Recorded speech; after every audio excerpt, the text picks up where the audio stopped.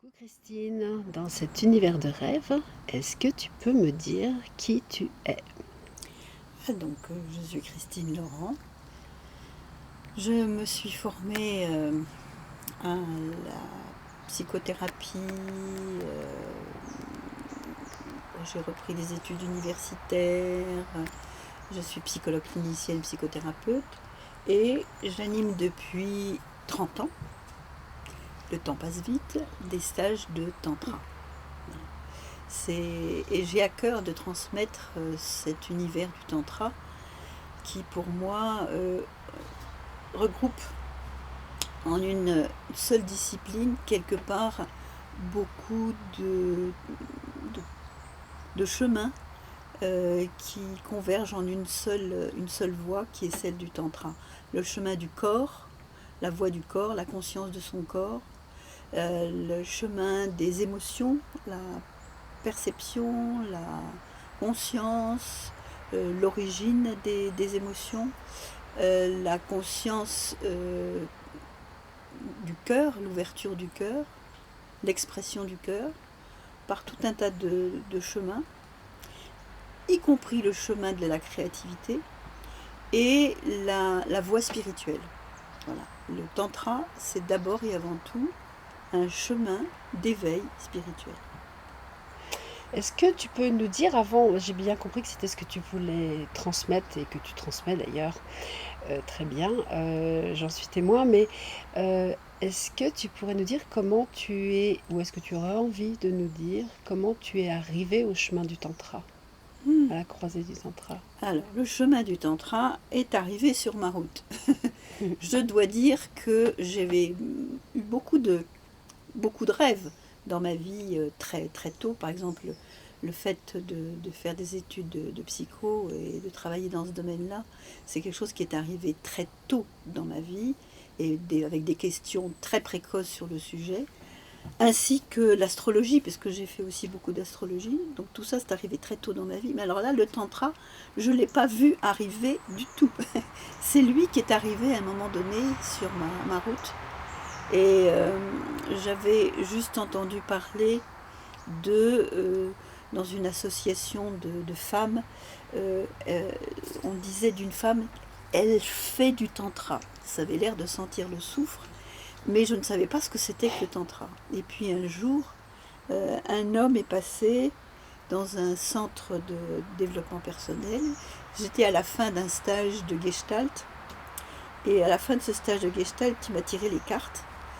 Et sur un des tarots, il m'a dit ça, c'est un tarot, le tarot de ce pourquoi tu es venu sur cette terre.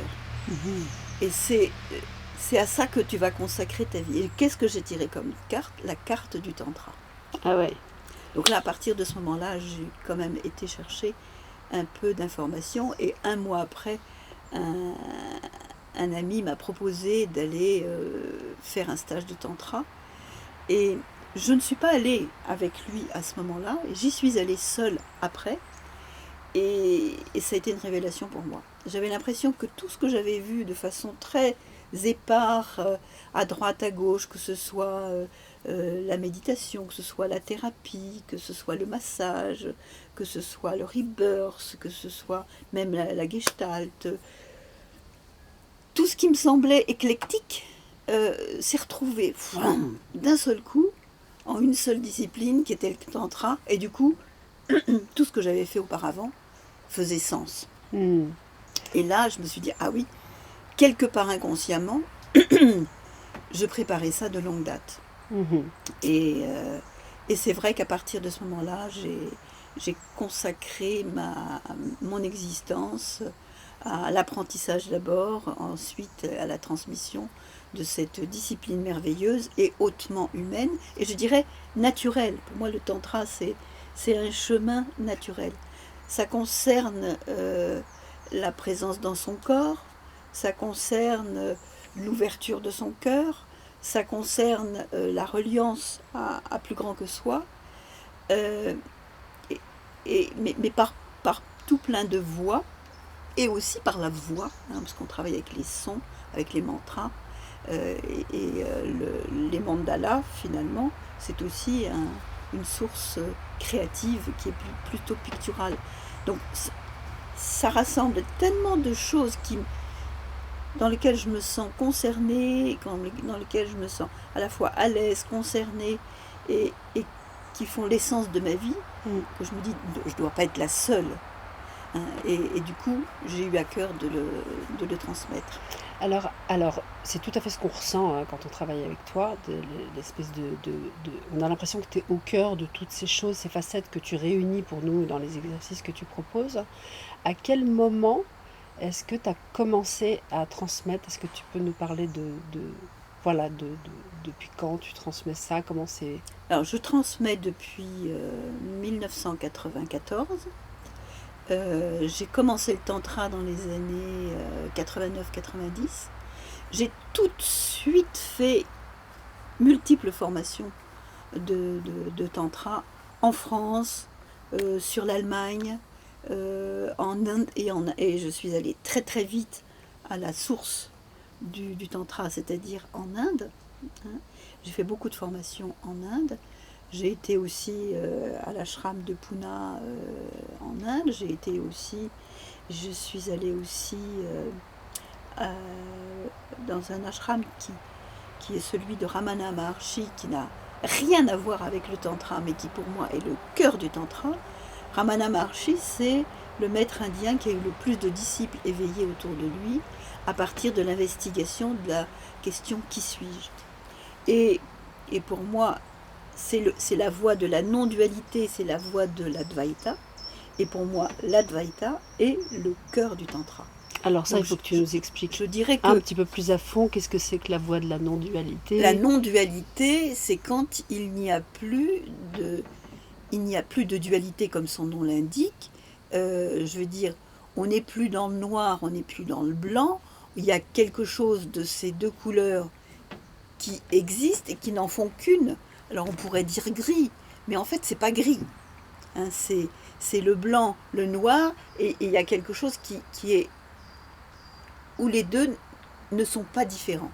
Même si visuellement, on va dire, dans la partie visuelle, dans la partie matérielle, il y a du noir, il y a du blanc, en fait il y a un moment donné où au niveau de l'être, il n'y a qu'une seule, il n'y a qu'un.